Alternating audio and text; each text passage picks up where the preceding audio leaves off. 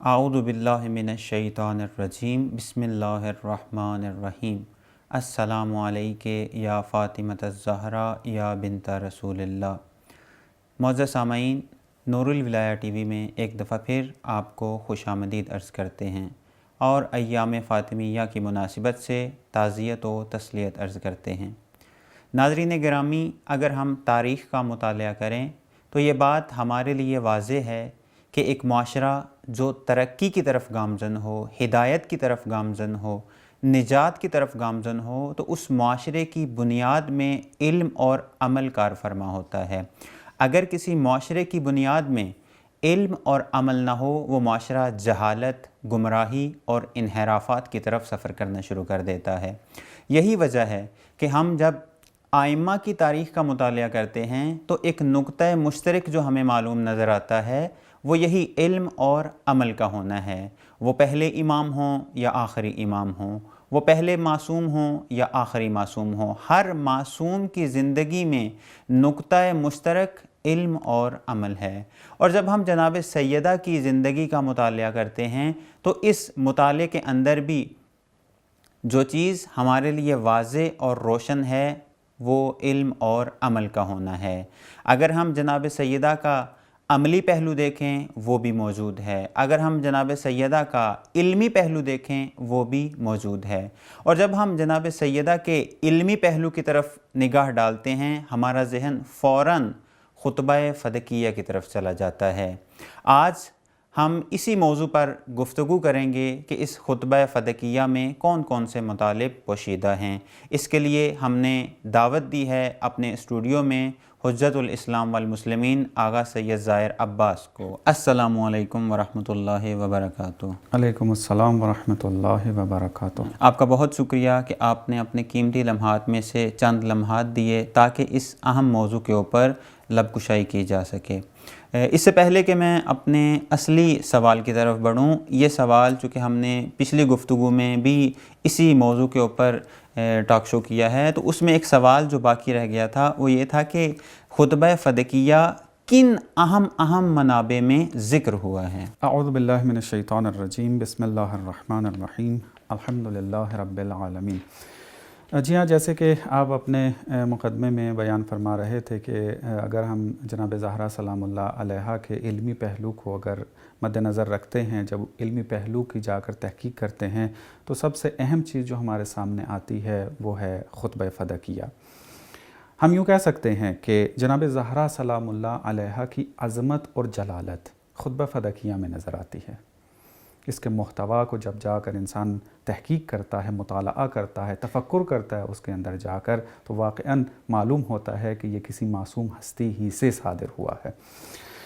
تو آپ کے سوال کی طرف آتا ہوں کہ کون سے اہم منابع ہیں کہ جس کے اندر یہ خطبہ فدکیہ نقل ہوا ہے۔ میں اپنی گفتگو کو پچھلی گفتگو سے ریلیٹ کروں گا۔ جب ہم نے سند پر گفتگو کی تھی تو وہاں پر ایک نقطہ بیان ہوا کہ جب بھی کسی روایت کی تحقیق کی جاتی ہے اور یہ ثابت کرنے کی کوشش کی جاتی ہے کہ یہ آیا معصوم سے صادر ہوئی ہے یا نہیں، معتبر ہے یا نہیں، تو اس میں قرائن کو جمع کیا جاتا ہے۔ اس میں سے ایک قرینہ یہ ہے کہ اس کی سند کیسی ہے، یعنی سند کے اندر جو راوی ذکر ہوئے ہیں وہ راوی معتبر ہیں یا نہیں ہیں۔ علماء نے علم رجال کی کتابوں میں ان کے بارے میں توثیقات ذکر کی ہیں یا نہیں کی، یہ ساری چیزیں بحث ہوتی ہیں۔ اس میں ایک قرینہ جو ہوتا ہے وہ یہ ہے کہ قدیمی کتابوں کے اندر یہ نقل ہوا ہے یا نہیں۔ یہ مختلف قرینے ہیں، بعض چونکہ ذکر کر دیے تھے پچھلے پروگرام کے اندر۔ ایک یہ قرینہ کہ جو آپ کے سوال سے مربوط ہے وہ یہ ہے کہ ہم دیکھیں کہ یہ جو روایت یا یہ خطبہ جو جس سے آپ دین اخذ کرنا چاہتے ہیں، جس سے آپ جو ہے وہ معرفت حاصل کرنا چاہتے ہیں، وہ کون سی قدیمی کتابوں میں نقل ہوا ہے۔ تو جب ہم خطبہ فدکیہ کے بارے میں تحقیق کرتے ہیں تو ہمیں جو کتابیں ملتی ہیں وہ بہت قدیمی کتابیں ملتی ہیں، اور یہ ایک انتہائی اہم قرینہ ہوتا ہے ایک روایت کے معتبر ہونے کے حوالے سے۔ اگرچہ یہ ملا کے تام نہیں ہے، یعنی ایسا نہیں ہے کہ اگر کوئی بھی حدیث ہمیں قدیمی منابع کے اندر مل جائے، کسی قدیمی کتاب میں مل جائے، تو روایت حتماً معتبر ہوگی، نہ یہ نہیں ہے، بلکہ ایک اہم قرینہ ہے۔ جس طرح آپ نے مختلف دوسرے قرینے اکٹھے کرنے، ان میں سے ایک قرینہ یہ بھی بنتا ہے۔ تو ہم جب دیکھتے ہیں تو سب سے پہلی کتاب کہ جو ہمیں تاریخ میں ملتی ہے وہ یہ کہ اہل سنت کے ایک عالم دین ہیں، انہوں نے ایک کتاب لکھی ہے بلاغات النساء، جس کے اندر اس نے خواتین کے خطبات اور ان کے کلمات کو جمع کیا ہے کہ جو مؤثر تھیں تاریخ کے اندر، اور بلاغت ان کے اندر جھلک رہی تھی۔ تو اس میں جو دوسرا خطبہ جو ہے وہ نقل کرتا ہے یہ بزرگ شخصیت، وہ جناب زہرا سلام اللہ علیہ کا یہی خطبہ فدکیہ ہے۔ اور بلاغات النساء کا جو مصنف ہے وہ احمد بن تیفور ہے، اور 204 ہجری کے اندر جو ہے یہ متولد ہوا ہے۔ اتنی قدیمی کتاب، یعنی آئمہ کا زمانہ چل رہا ہے، 204 ہجری جو ہے، اور 280 کے اندر اس کی جو ہے وہ وفات ہوتی ہے۔ تو بالکل متصل ہے اس کا زمانہ آئمہ علیہ السلام کے ساتھ، اور اس زمانے میں یہ کتاب لکھی جاتی ہے، اور اس کتاب کے اندر دوسرا ہی خطبہ جو وہ نقل کرتا ہے وہ یہی خطبہ فدکیہ ہے۔ یعنی اگر ہم اس کو یوں بیان کرنا چاہیں کہ پہلے قدیمی اوقات میں یعنی اتنا تعصب نہیں پایا جاتا تھا اہل بیت کے نسبت لوگوں کے دلوں میں۔ اس کے اندر سے ایک نتیجہ ہم یہ بھی لے سکتے ہیں آ کر کے اہل سنت ہے، اور خطبے کا جو محتوا ہے وہ اہل سنت کے عقائد کے مخالف ہے، چونکہ بی بی نے خلیفہ اول اور اس وقت کے جو حاکم طبقہ تھا اس کے خلاف جو ہے وہ احتجاج کیا تھا فدق کے بارے میں۔ تو اب ظاہر سی بات ہے اہل سنت کے جو علماء ہیں وہ تقدس کے قائل ہیں خلیفہ اول کے، تو وہ پسند نہیں کرتے کہ اس قسم کے حقائق اگر ہوں تو وہ کتابوں میں نقل ہو، لیکن ہم دیکھتے ہیں کہ یہ خطبہ اتنا بلیغ ہے اور اتنا اہمیت کا حامل تھا کہ ابن تیفور اپنی کتاب میں اس کو جگہ دے دیتا ہے۔ تو یہ خطبہ فدکیہ کی اہمیت پر دلالت کرتا ہے کہ اہل سنت کا ایک عالم جو ہے وہ اس کو نقل کرنے پر مجبور ہو جاتا ہے۔ ایک اور ہمیں قدیمی جو منبع ملتا ہے وہ بھی اہل سنت عالم دین سے نقل ہے، وہ ہے السقیفہ و فدک۔ اہل سنت کے ایک عالم دین ہیں جن کا نام ہے احمد بن عبد العزیز جوہری، کہ جو 323 ہجری کے اندر فوت ہوئے ہیں، یعنی بالکل ہی ابن تیفور کے ساتھ متصل زمانہ ہے یہ کتاب السقیفہ و فدک لکھتے ہیں، رویداد لکھتے ہیں سقیفے کی اور فدک کے حوالے سے مطالب کو جو ہے وہ لکھتے ہیں، اور اس کے اندر پھر وہ خطبہ فدکیہ کو جو ہے وہ نقل کرتے ہیں۔ یہ والی جو کتاب ہے ہمارے پاس ابھی نہیں ہے، یہ کتاب ہمیں ابن ابی الحدید کی جو شرح نہج البلاغہ ہے اس کے توسط سے جو ہے وہ معلوم ہوئی ہے، چونکہ وہاں اس نے یہی نام لے کر، اسی کتاب کا نام لے کر، اسی مصنف کا نام لے کر مطالب جو خطبہ فدکیہ کے ہیں اس کو نقل کیا ہے آ کر۔ تو یہ بھی ایک بہت قدیمی منبع ہے، بالکل آئمہ کے دور کے ساتھ متصل ہے۔ یہ اہل سنت کے منابع تھے قدیمی۔ ہم شیعہ منابع کی طرف اگر آتے ہیں تو ہمیں من لا یحضرہ الفقیہ کہ جو جناب شیخ صدوق علیہ رحمہ نے لکھی اور ہمارے کتب اربعہ میں سے ایک کتاب ہے، معتبر کتاب ہے ہماری، اس کے اندر شیخ صدوق اس خطبے کے جو ہیں وہ بعض کلمات اور جملات جو ہیں وہ نقل کرتے ہیں اور کہتے ہیں کہ یہ خطبہ لمبا ہے، ہم فقط اپنے جو مقصد کا جو اس کتاب کے اس باب کے ساتھ مربوط ہے اس کو نقل کرتے ہیں یہاں پر۔ تو جناب شیخ صدوق جو ہیں وہ بھی آئمہ علیہ السلام کے زمانے کے ساتھ تقریباً قریب بنتے ہیں، غیبت صغریٰ میں پیدا ہوئے ہیں یہ۔ اپنی دوسری کتاب علل الشرائع کے اندر شیخ صدوق دوبارہ اس خطبے کو نقل کرتے ہیں، اس کے بعض جملات دوسرے، کہ چونکہ علل الشرائع جو کتاب ہے وہ فلسفہ احکام کے بارے میں ہے کہ یہ حکم خدا نے دیا ہے تو اس کی کیا حکمت ہے، وہ حکمتیں اس کے اندر نقل ہوئی ہیں۔ تو چونکہ جناب زہرا سلام اللہ علیہ نے اپنے اس خطبے کے اندر فلسفہ احکام کی طرف بھی جو ہے وہ توجہ دلائی ہے، تو جناب شیخ صدوق علل الشرائع کے اندر ان کے جملات کو جو ہیں وہ نقل کرتے ہیں آ کر۔ ایک اور قدیمی کتاب جو تشیع کے منابع میں ہے وہ ہے الشافی فی الامامہ، سید مرتضیٰ، کہ عظیم شخصیت ہے مکتب تشیع کی، اور امامت کے باب کے اندر جو ہے بہت زیادہ خدمت انجام دی ہے جناب سید مرتضیٰ نے۔ تو وہ جب الشافی فی الامامہ کے اندر بحثیں ذکر کرتے ہیں تو اس خطبہ فدکیہ کو وہاں پر نقل کرتے ہیں۔ ایک اور منبع دلائل الامامہ ہے، کہ طبری نے لکھا ہے، طبری یہاں شیعی مد نظر ہے، ایک طبری تاریخ طبری والا ہے جو اہل سنت ہے، ایک ہے دلائل الامامہ والا کہ جو شیعہ ہے. تو یہ بھی ہماری بہت قدیمی کتاب ہے، اس کے اندر بھی ہمیں یہ خطبہ فدکیہ جو ہے ملتا ہے. آخری منبع میں ذکر کروں یہاں پر، اہل سنت کے عالم دین ہیں ابن ابی الحدید کے جو شرح نہج البلاغہ کے مصنف ہیں اور بہت معروف شرح ہے، انہوں نے بھی خطبہ فدکیہ کو اپنی شرح میں جو ہے وہ ذکر کیا ہے. اب اہل سنت ابن ابی الحدید کو شیعہ بنانے کے چکر میں ہوتے ہیں،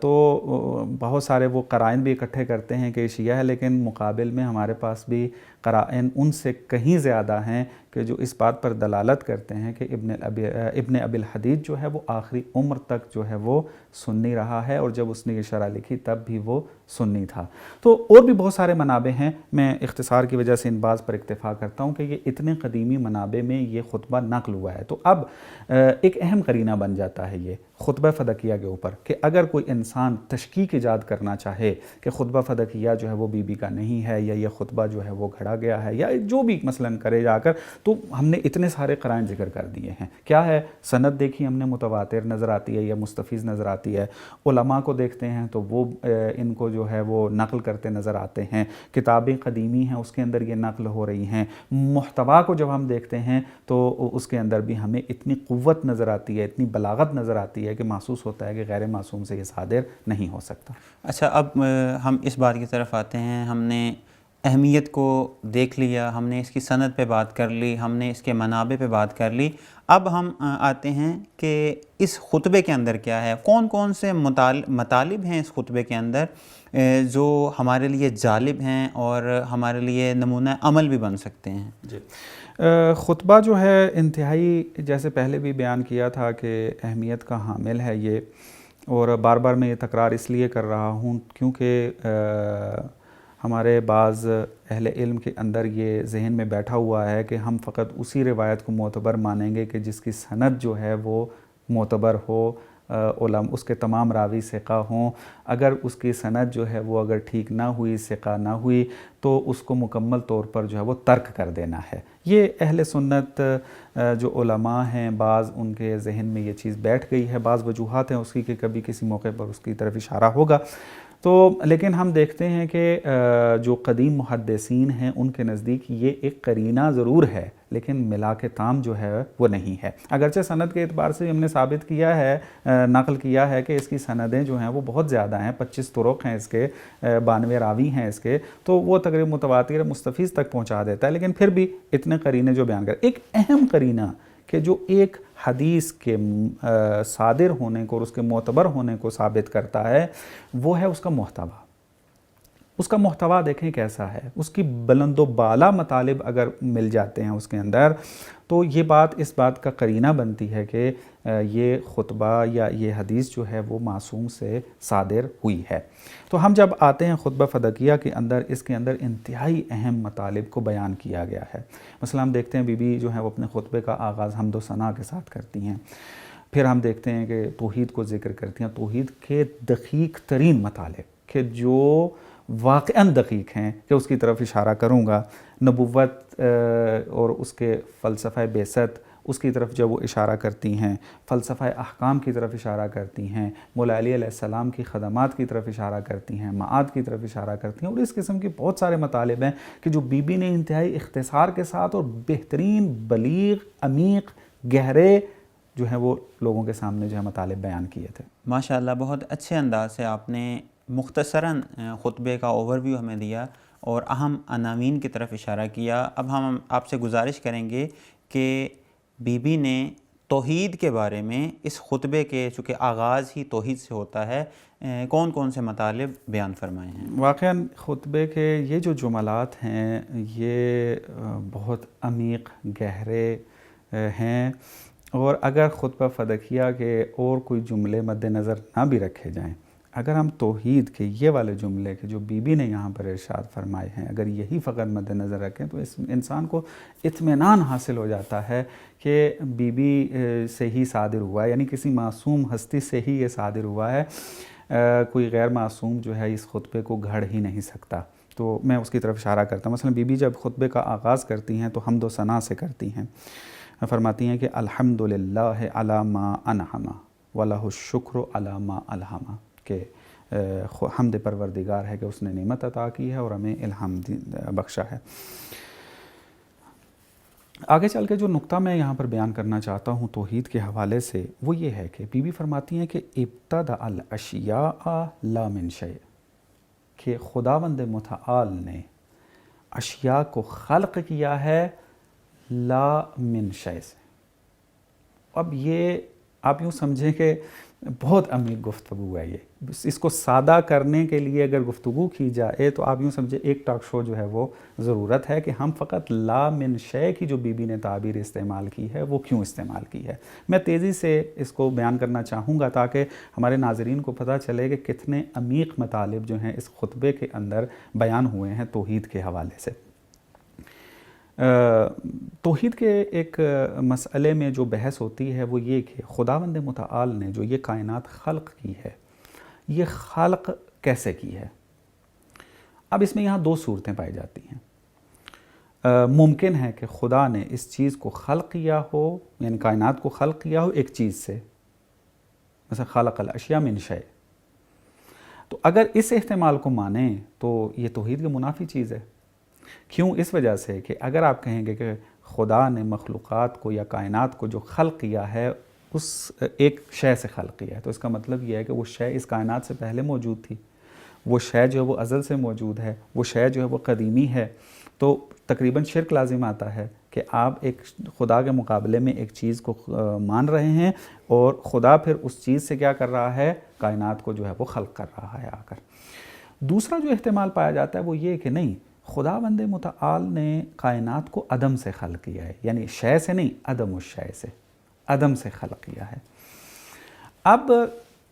جب یہ بات کریں تو سوال یہ اٹھتا ہے کہ عدم سے کیسے خلق کیا ہے؟ عدم تو کچھ بھی نہیں ہے، ہیچ ہوتا ہے، کچھ بھی نہیں ہے، عدم یعنی کچھ نہیں ہے۔ جب کوئی چیز کچھ نہیں ہے تو اس کچھ نہیں سے کچھ کیسے بنا سکتا ہے؟ درست ہے؟ تو اب یہاں پہ اب شے اور عدم شے دونوں نقیض ہیں۔ اب یہ منطقی تعبیر ہے کہ نقیض ہیں، یعنی اگر شے کو اٹھا دیا جائے تو پیچھے کیا بچتا ہے؟ لا شے ہے، عدم الشے آ جائے گی۔ تو اب جو متکلم فلاسفہ وہ حیرت زدہ تھے کہ اب کیا کریں یہاں پر، کہ شے سے اگر کہیں خدا نے خلقی کائنات پھر بھی مشکل پیش آتی ہے، اگر کہیں کہ عدم الشے سے خلقی ہے، لا شے سے خلقی ہے، تو وہ عدم تو کوئی چیز ہے نہیں ہے تاکہ اس سے کوئی کائنات جو ہے وہ خلق ہو، تو کیا تعبیر استعمال کریں؟ حالانکہ تیسری صورت بن نہیں سکتی یہاں پر، چونکہ شے اور عدم الشے یہ نقیضین ہے اور نقیضین کے درمیان تیسری حالت جو ہے وہ نہیں ہوتی۔ تو بی بی یہاں پر آ کر یہ فلاسفہ دنیا کے جو متفکر تھے وہ حیرت میں تھے کیا کریں، تو بی بی ایک جملے میں آ کے اس حیرت کو برطرف کر دیتی ہے کہ خداوند متعال نے کیا کیا ہے، ابتدأ الاشیاء لا من شیء، من لا شے نہیں کہا، لا من شے کہا ہے۔ تو یہاں آ کر بی بی نے یہ سمجھا دیا تمام دنیا کے متفکرین و متکلمین کو آ کر کہ شے کی نقیض لا من شے ہوتی ہے، نہ کہ من لا شے۔ تو اب جب یہ مسئلہ اس طریقے سے بیان کیا تو مطلب انتہائی آسان سے سمجھ میں آ گیا۔ پھر ہم دیکھتے ہیں اس کے بعد فلاسفہ نے جب ان روایات کو دیکھا اور اس مطلب کو دیکھا تو آسانی کے ساتھ آ کر خلقت کی جو تفسیر ہے وہ بہترین انداز میں بیان کرنے لگ گئے۔ کیا مطلب ہے اس کا؟ اس کا مطلب یہ ہے کہ خداوند متعال نے اشیاء کو خلق کیا ہے لیکن بغیر کسی نمونے کے، لا من شے جو ہے اس طریقے سے خلق کیا ہے، یعنی خدا کی خلقت لا من شے کے اوپر ہے۔ ہم یہاں یہ نہیں کہہ سکتے کہ خدا نے یہاں پر عدم الشے سے خلق کیا ہے یا لا شے سے کائنات کو خلق کیا ہے۔ اب یہ زبان جو ہے وہ بی بی سلام اللہ علیہا جو ہے وہ دے رہی ہیں صدر اسلام کے اندر۔ اب یہاں سے انسان کو بی بی کی عظمت کا اندازہ ہو جاتا ہے کہ یہ بی بی کتنی با عظمت با کمال اور کتنی عالمہ تھیں کہ اتنی عمیق بحثیں کہ جو فلاسفہ اور متکلمین جو ایک معاشرے کے جو ہیں وہ فخر ہوتے ہیں وہ بھی متحیر ہیں، اور بی بی نے کتنی خوبصورتی سے اس کو بیان کیا ہے۔ میں ایک شاہد کے طور پر کہ یہ جملہ جو ہے وہ معصوم سے ہی صادر ہوا ہے، ہم دیکھتے ہیں جا کر روایات کے اندر کتاب اصول کافی کے اندر جا کر تو امام علیہ السلام جب توحید پر گفتگو کرنے لگتے ہیں تو وہ بھی یہی تعبیر استعمال کرتے ہیں۔ مثلا اصول کافی کے اندر ایک جگہ پر امام جو ہے وہ خطبہ دیتے ہیں اپنے جو ہیں وہ شیعوں کو، اور وہاں پر اس طریقے سے ارشاد فرماتے ہیں الحمدللہ الواحد الاحد الصمد المتفرد الذی لا من شے کان ولا من شے خلق ما کان، کہ خود بھی لا من شے ہے، یعنی اس کی خلقت نہیں ہے، یعنی خود ہے، وہ ذات ہے اس کی، واجب الوجود ہے، ازل سے ہے، اور لا من شیء خلق ما کان، اور ہر چیز کو اس نے کیا کیا ہے، خلق کیا ہے، کس بنیاد پر؟ لا من شیء سے، یعنی کسی شے سے خلق نہیں کیا، نہ شے سے نہ لا شے سے، بلکہ لا من شیء ہے، یعنی بغیر کسی نمونے کے، بغیر کسی میٹر کے، بغیر کسی اس طرح کے۔ اسی وجہ سے بی بی نے تعبیر کون سی استعمال کی ہے؟ خلقہ کی تعبیر استعمال نہیں کی ہے، ابتدعا کی تعبیر استعمال کی ہے، اور لغت میں جو ماہرین ہیں انہوں نے اس بات کی طرف اشارہ کیا ہے کہ ابتدعا اس کا مطلب یہ ہے کہ خلقت ایسی کہ جو بغیر کسی رول ماڈل کو، کسی نمونے کو سامنے رکھ کر جو ہے وہ کی جائے، اور وہ فقط خدا کی ذات ہی یہ کر سکتی ہے، اور کسی کے اندر یہ طاقت جو ہے وہ موجود نہیں ہے۔ ماشاءاللہ بہت اچھے انداز سے آپ نے بیان فرمایا، اور واقعاً بہت ہی مہم اور دقیق نکات ہیں۔ اگر ہم مولا امیر کے خطبات دیکھیں ان میں بھی یہ دقت اور ان میں بھی یہ گہرائی ہمیں دیکھنے کو ملتی ہے۔ ایک اور چیز جو ائمہ کے کلام میں ہمیں دیکھنے کو ملتی ہے کہ جہاں پر بھی انہوں نے خدا کی توحید، خدا کی وحدانیت کا ذکر کیا ہے، وہیں پر نبوت کا ذکر بھی کیا، اور خاص کر نبوت حضرت محمد صلی اللہ علیہ وآلہ وسلم کا۔ تو جس طرح آپ نے ابتدا میں خلاصتاً عرض کیا تھا کہ اس میں توحید کا ذکر بھی ہے، نبوت کا ذکر بھی ہے، اور اس کے بعد احکام کا بھی ذکر ہے، تو ہمارا سوال آپ سے یہ ہوگا کہ اس خطبے میں بی بی نے نبوت کے بارے میں، اور خاص کر نبوت پیغمبر صلی اللہ علیہ وآلہ وسلم کے بارے میں کون سے نکات بیان فرمائے ہیں؟ بی بی نے بہت خوبصورت انداز میں پیغمبر اکرم صلی اللہ علیہ وآلہ وسلم کی نبوت کی طرف جو وہ اشارہ فرمایا، بہت خوبصورت تعبیریں ہیں، بہت بہترین۔ بی بی جو ہے وہ اس طریقے سے ارشاد فرماتی ہیں کہ اشہد ان ابی محمدن عبدہ و رسولہ، کہ میں گواہی دیتی ہوں کہ میرا باپ، یعنی بی بی جو ہے، اب چونکہ ماحول ایسا ہے، اگر ہم سقیفے کا وہ ماحول مد نظر رکھیں اور جہاں بی بی نے خطبہ ارشاد فرمایا اس ماحول کو مد نظر رکھیں، تو معمولاً کیا ہوتا ہے، معصومین جب نبوت کا اقرار کر رہے ہوتے ہیں یا دوسروں کو سکھا رہے ہوتے ہیں، چاہے وہ بی بی ہوں یا مولا علی یا کوئی بھی امام ہو، وہ وہاں پر جو ہے وہ اپنی جو نسبت ہوتی ہے وہ اس کو بیان نہیں کرتے، بلکہ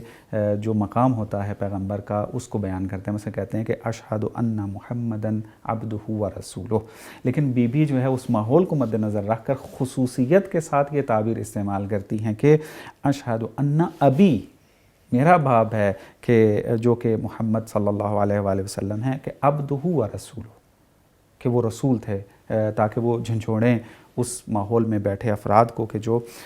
بی بی سلام اللہ علیہا کے حق کے اوپر جو ہے وہ غصب کیے ہوئے تھے اس کو، اور بی بی ان کو توجہ دلا رہی تھی۔ یہ جملہ کہنے کے بعد چونکہ وقت کے دامن میں گنجائش بہت کم رہ گئی ہے، میں بغیر عربی عبارت پڑھے اس کا ترجمہ بیان کرتا ہوں۔ بی بی فرماتی ہیں کہ خداوند متعال نے پیغمبر کو بھیجنے سے پہلے ہی انتخاب کر لیا، اور مبعوث کرنے سے پہلے ہی چن لیا، اور پیغمبر کو اس وقت بھیجا جب مخلوقات غیبت کے حجاب میں اور تاریکیوں کی گھٹاؤں میں زندگی بسر کر رہے تھے۔ تو یہ اس قسم کی جو ہیں وہ تعبیریں استعمال کرتی ہیں۔ پھر آگے پیغمبر کے جب یہ نبوت کا ذکر کیا، آ کر پھر فلسفہ بعثت کی طرف جو ہے وہ اشارہ کرتی ہیں کہ خداوند متعال نے پیغمبر کو کیوں بھیجا، تاکہ وہ اپنے امر کو تمام کر سکے، اپنی حکمت کو جو ہے وہ تمام کر سکے، اور اس طریقے سے باقی مطالب جو ہیں وہ بیان کیے، اور انتہائی خوبصورت ہے۔ اگر انسان فلسفہ بعثت کو جاننا چاہتا ہے تو مختصر طور پہ آپ خطبہ فدقیہ میں جا کر جو ہے وہ مطالعہ کر سکتے ہیں۔ ماشاءاللہ بہت ہی اچھے انداز سے آپ نے اس نقطے کو واضح کیا کہ توحید کے بعد نبوت کا جو تذکرہ اس خطبہ فدقیہ میں ملتا ہے وہ کس طرح سے ملتا ہے، اور کون سی تعبیرات بی بی نے استعمال کی ہیں اس دور کے مطابق اور ان حالات کو مد نظر رکھتے ہوئے۔ چونکہ قرآن کے اندر اگر ہم دیکھیں، جس جگہ پر بھی ایمان کا تذکرہ آیا ہے، توحید کا تذکرہ آیا ہے، نبوت کا تذکرہ آیا ہے، یعنی یوں کہیں کہ ایمان کا تذکرہ آیا ہے، تو اس کے ساتھ عمل کا تذکرہ بھی ملتا ہے۔ اور اس خطبے کے اندر اگر ہم دیکھیں تو احکام کے حوالے سے بھی، عمل کے حوالے سے بھی ہمیں بہت سارا میٹر مل سکتا ہے۔ تو سوال ہمارا یہ ہوگا آپ سے کہ اس خطبے میں بی بی نے احکام کے بارے میں کیا عرض کیا ہے اور فلسفہ احکام کو کس طرح سے بیان کیا ہے؟ جی ہاں، انتہائی اہم مطلب ہے اور واقعاً عمل کے ساتھ ریلیٹڈ ہے۔ اگر ہم اہل بیت کو فالو کرتے ہیں، ان کے شیعہ ہیں، تو ظاہر سی بات ہے پھر جو ہمارے لیے وہ بیان کریں گے ہمیں اس پر عمل کرنا جو ہے وہ ضروری ہے۔ خطبہ فدقیہ کے اندر ایک اہم بحث جو بی بی نے کی ہے وہ یہی کہ جو خداوند متعال نے احکام نازل کیے ہیں، بی بی نے ان کی حکمتیں بیان کی ہیں تاکہ لوگوں کو تشویق ہو اور پتہ چلے کہ خداوند متعال نے یہ احکام اور یہ تکلیفیں جو انسان کو دی ہیں وہ کس وجہ سے دی ہیں۔ چونکہ بعض اوقات انسان جب حکمتوں کو نہیں جانتا ہوتا تو یہ سمجھ رہا ہوتا ہے کہ یہ میرے اوپر بوجھ ہے، پتہ نہیں مجھے کیوں ان احکام میں مبتلا کر دیا، کیوں میرے اوپر واجب قرار دے دیا، کیا اس کا فلسفہ ہو سکتا ہے۔ تو بی بی نے اس فلسفے کو اور ان حکمتوں کو جو ہے وہ بیان کیا تاکہ ہر مومن، ہر مسلم جو ہے وہ اس کو پڑھے تو اس کے اندر تشویق ہو اور وہ شوق کے ساتھ جو ہے ان احکام پر جو ہے وہ عمل کرے۔ تو میں بعض کی طرف فقط اشارہ کروں گا چونکہ طولانی ہے یہ جو حصہ ہے، وقت کے دامن میں گنجائش جو ہے وہ نہیں ہے، تو میں اس طریقے سے اس کو بیان کروں گا کہ بی بی فرماتی ہیں کہ فَجَعَلَ اللَّهُ الْإِيمَانَ تَطْهِيرًا لَكُم مِّنَ الشِّرْكِ، کہ خداوند متعال نے آپ کو کہا کہ مومن بنو، ایمان اختیار کرو، اس کی وجہ یہ ہے تاکہ تم کو شرک سے پاک کر سکے۔ وَالصَّلَاةَ تَنزِيهًا لَكُمْ عَنِ الْكِبْرِ، نماز کو واجب قرار دیا ہے تاکہ تمہیں تکبر کی صفت سے نجات دے سکے۔ اب انسان جو ہے واقعاً جب یہ مطالب دیکھ رہا ہے، اب ایسے تلاوت سادی کر کے تو نہیں نکلنا یہاں سے، یا فقط سن کے آگے نہیں بڑھنا ہے، بلکہ تفکر کر کے اس کو اپنانا ہے کہ بی بی فرما رہی ہیں کہ خداوند متعال نے نماز کو واجب قرار دیا ہے انسان کے اوپر تاکہ وہ کبر جو ہے وہ تکبر کی صفت ہے اس سے بچ سکے۔ یعنی نماز کا اثر یہ ہے انسان کے اوپر کہ انسان تکبر سے باہر آ جاتا ہے اور خاضع بن جاتا ہے۔ بالکل ایسے۔ تو اب یہ ایک علامت کے طور پہ انسان کو دیکھنا چاہیے، اگر وہ نمازیں پڑھ رہا ہے اور تکبر کی صفت اس کے اندر موجود ہے تو سمجھ جائیں کہ نماز اس کی جو ہے وہ اس کو راہ راست پر نہیں لے کر آ رہی ہے، یعنی تمہاری وہ حقیقی نماز نہیں ہے۔ تو انسان جو ہے وہ نماز کو جتنے اچھے انداز میں انجام دے گا، اقامہ کرے گا نماز کو، تو نماز انسان میں ایسی تاثیر ایجاد کر دیتی ہے کہ پھر وہ انسان تکبر جیسی صفت کو اپنے اندر آنے ہی نہیں دیتا۔ ہم اس کو اس طرح اگر بیان کرنا چاہیں، آپ بھی بیان فرمائیں گے کہ نماز کی قبولیت کی ایک شرط یہ ہے کہ انسان تکبر سے نکل کر خضوع کی طرف۔ بالکل ایسے آپ یہ بھی تعبیر استعمال کر سکتے ہیں کہ تکبر چھوٹے گا تو نماز قبول ہوگی، اور اس طرف سے بھی ہم یہ بات کر سکتے ہیں چونکہ یہاں حکمت و فلسفہ حکم جو ہے وہ بیان ہو رہا ہے کہ انسان اگر تمام شرائط کے ساتھ نماز کو ادا کرے گا تو اس کا نتیجہ یہ نکلے گا کہ انسان میں ایسی صلاحیت آ جائے گی کہ انسان پھر اس صفت رذیلہ کو اپنے اندر آنے نہیں دے گا۔ یعنی یہ دقیقاً یہی مطلب امام خمینی نے اسرار نماز کے اندر بھی بیان کیا ہے کہ نماز کے لیے شرط یہ ہے، شرط وہاں پہ انہوں نے یہ لفظ استعمال کیا ہے کہ شرط یہ ہے کہ انسان کیا کرے، خضوع کے ساتھ اور خشوع کے ساتھ بیان فرمائے۔ بالکل ایسے ہی ہے، یعنی واقعاً یہ تو اس کے شرائط میں شامل ہے۔ اس کے بعد جو ایک جملہ ادا فرماتی ہیں بی بی، فرماتی ہیں وَالزَّكَاةَ تَزْكِيَةً لِلنَّفْسِ، زکوٰۃ دینے کو تزکیہ قرار دیا ہے نفس کے لیے، کہ انسان اگر زکوٰۃ ادا کرے گا، جو صدقہ اس کے اوپر واجب قرار دیا ہے، اگر اس واجب کو ادا کرے گا تو انسان کے نفس کی تطہیر و تزکیہ ہوگا۔ ظاہر سی بات ہے جب انسان کے نفس کی تزکیہ ہو جائے گا تو اس کے اندر سے غلاظتیں جو ہیں معنوی وہ ختم ہو جائیں گی اور اس کا نفس جو ہے وہ پاک و پاکیزہ ہو جائے گا، پھر اس کے اندر صفات حمیدہ جو ہیں، اچھی صفات جو ہیں وہ اس کے اندر خود بخود آنا شروع ہو جائیں گی۔ یعنی اس کا تعلق بھی بعثت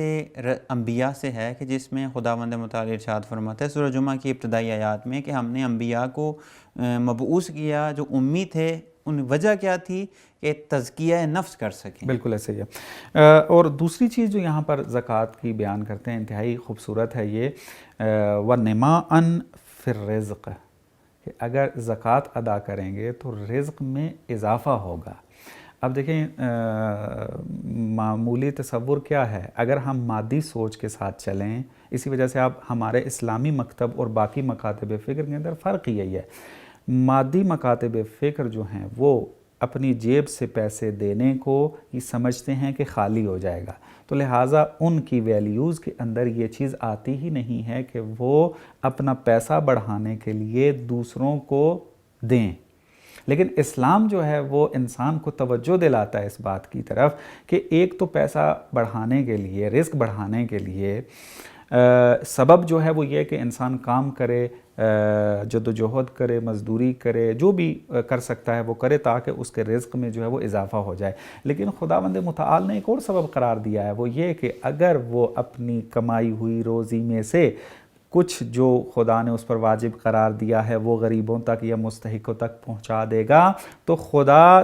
اسی خلا کو کہ جو پیسہ دینے سے اس کے اندر پیدا ہو رہا ہے یعنی کم ہو رہا ہے، یا زکوٰۃ دینے سے جو کمی آ رہی ہے، خدا کئی برابر جو ہے اس کو دوبارہ پر کر دے گا۔ اور یہ مادی جو ہے وہ خداوند متعال نے فضیلت عطا کی ہے، یعنی آخرت کا نہیں کہا کہ اگر تم زکوٰۃ دو گے تو تمہارے جنت کے درجات بلند ہو جائیں گے، اگر زکوٰۃ دو گے تو تمہارے گناہ معاف ہو جائیں گے، اگر زکوٰۃ دو گے تو فلانا ہو جائے گا، نہیں، بی بی یہ فرما رہی ہیں کہ اگر زکوٰۃ ادا کی تو خداوند متعال تمہارے رزق میں اضافہ کرے گا، یعنی یہ مادی جو زندگی ہے اسی کو ہی بہتر سے بہتر تر بنا دے گا آگر۔ تو یہ بہت سارے اس طرح کے مطالب موجود ہیں۔ حج کے بارے میں بی بی نے بیان فرمایا، امر بالمعروف و نہی عن المنکر کے بارے میں بیان فرمایا کہ وقت کے دامن میں گنجائش نہیں رہی۔ آپ کا بہت شکریہ کہ آپ نے اتنے مفید مطالب ہمارے لیے اور ناظرین کے لیے بیان فرمائے۔ واقعاً انسان جتنی بھی گفتگو کرتا چلا جائے، گفتگو الفاظ کم ہو جائیں گے لیکن مطالب جو اس خطبے میں ہیں وہ کم نہیں ہوں گے۔ آپ کا بہت شکریہ، ایک دفعہ پھر ہم آپ کا شکریہ ادا کرتے ہیں کہ آپ نے اپنے قیمتی اوقات میں سے ہمیں وقت دیا۔ تو ناظرین، جس طرح آپ نے ملاحظہ فرمایا کہ یہ خطبہ کہ جو بہت ہی اہم خطبہ ہے توحید کے حوالے سے، نبوت کے حوالے سے اور احکام کے حوالے سے، اور بالخصوص فلسفہ احکام کے حوالے سے کہ خدا نے نماز کو کیوں واجب قرار دیا، زکوٰۃ کو کیوں واجب قرار دیا، حج کو کیوں واجب قرار دیا، اور اس طرح امر بالمعروف و نہی عن المنکر کو، واقعاً ہمارے لیے یہ خطبہ درس کی حیثیت رکھتا ہے کہ ہم اس خطبے سے اپنی عملی زندگی کو مزین کریں۔ انشاءاللہ حاضر ہوں گے نئے مہمان کے ساتھ، نئے موضوعات کے ساتھ، تب تک کے لیے ہمیں اجازت دیجیے۔ والسلام علیکم ورحمۃ اللہ وبرکاتہ۔